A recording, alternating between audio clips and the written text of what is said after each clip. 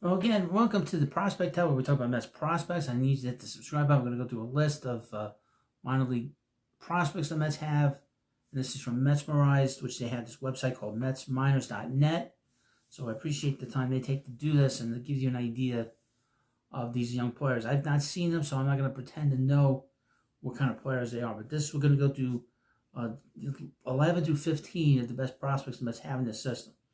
Headlines: Mets top prospects 15 through 11. The rise of Jeremy Rodriguez. So isn't that interesting? Interesting, you know. At number 15, shortstop, third baseman, Boston Barrow. Boston Barrow spent the entire 24 season at the single A level, mostly with St. Lucie, with his late season call up to high A Brooklyn. He was good in low A, the 288 batting average with 24 extra base hits, with 42 RBIs and 8 stolen bases. While he has yet to tap into his power, he continues to show good recognition of the strike zone, drawing walks and limiting his strikeouts. Upon his brief 49 plate appearance trip to Brooklyn, he finished with a 205 batting average at a level with 4 extra base hits. Barrow exhibits a line drive swing that, at its peak, could leave him in the 10 to 15 home run range, with average speed that he uses well when stealing bases. His true value is in the positional versatility, having played 18 games or more at each second base, shortstop, and third base. Profiles best as a second baseman. With experience, if he can be average at shortstop, that would only help his chances. Considering that he will play the majority of the season at 20 years old, he already has some exciting tools that provide him a solid floor. Boston Barrow will likely open the season playing for the Brooklyn Cyclones and looking to keep his prospect stock trending upward. So he's a guy to keep an eye on. Next up is Blade Tidwell, who pitched on Saturday. And he pitched really well, and he pitched an immaculate second inning against the Nationals. He pitched against, I guess. It doesn't matter. Blade Tidwell's 24th season should really be viewed in two parts. His return to Double-A, which saw him improve on his 23 metrics, and his forgettable introduction to Triple-A that saw him with an ERA near 6 and 53 walks over 85 innings. Overall, Tidwell had a forgettable year that showed him unable to adapt to Triple-A hitters who would not swing at his pitches out of the zone, forcing him to throw more in the zone, which led to 18 home runs allowed, 17 of which happened in Syracuse. Tidwell works from a solid 5-pitch mix with his fastball-slider combination, being his real bread and butter. He also offers a cutter, a changeup, and a curveball, all of which are geared at neutralizing left-handed hitters, and at the moment are works in progress. If Tidwell wants to succeed as a starter, he's going to have to harness his control. Without that, he could be on a fast track to a bullpen role where his two best pitchers could shine.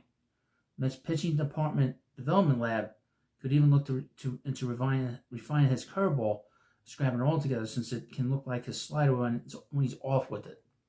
So that is somebody to keep an eye on, and obviously he pitched really well on Saturday. Number 13, Jonathan Santucci, was my second round pick from last year. Santucci, the Mets' 2024 first round pick, or his second round pick, excuse me, not a first round pick. That's, they say one thing and then they say something else.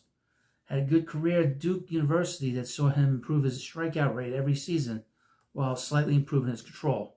The question with Santucci has been durability, as the 24 season saw itself derailed by an injury that only allowed him to notch 58 innings.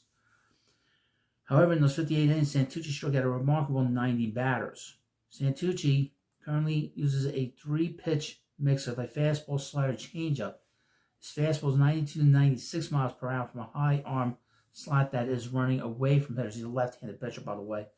He's the best Mets lefty in the whole organization in the minors. Mets don't have a lot of lefties in their minor league system.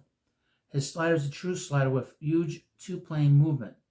His changeup is a work in progress, but considering how good his fastball-slider combo had been, it shouldn't be difficult to see him develop a cutter or possibly a kick change up to give him another look against right-handed hitters. Santucci was assigned to the Florida Complex League Mets in August, but did not throw a pitch for them.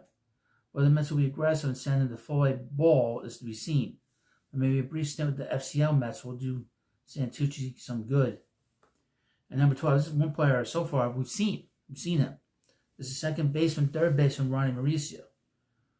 Mauricio was on the cusp of a role with the 24 Mets prior to his unfortunate injury in the Dominican Winter League that saw him tear his ACL.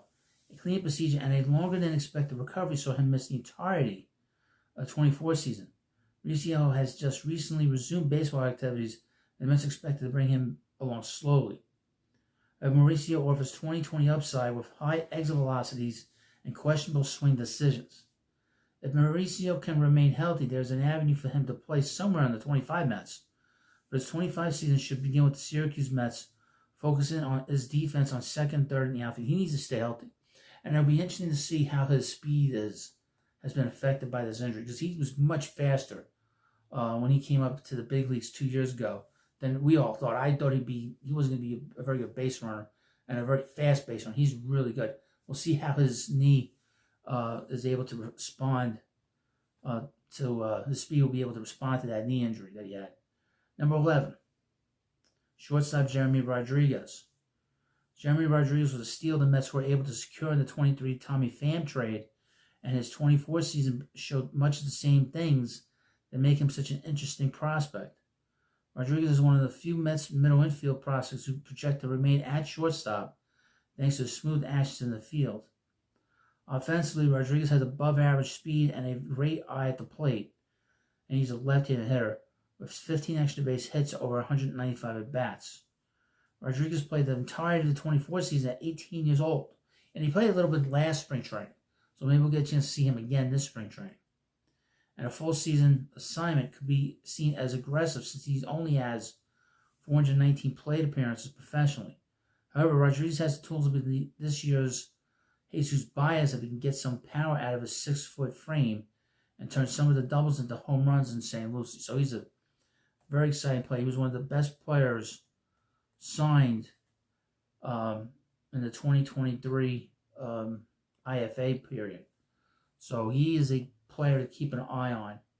This might be the one player the Mets brought in at the purge in 2023. Then he might be a star. He has a chance to be really, really good. And he's been very good for the Mets so far. And they got him for Tommy Pham. So, thank you for watching this video. Please subscribe to the Prospect Hut, and I'll see you later.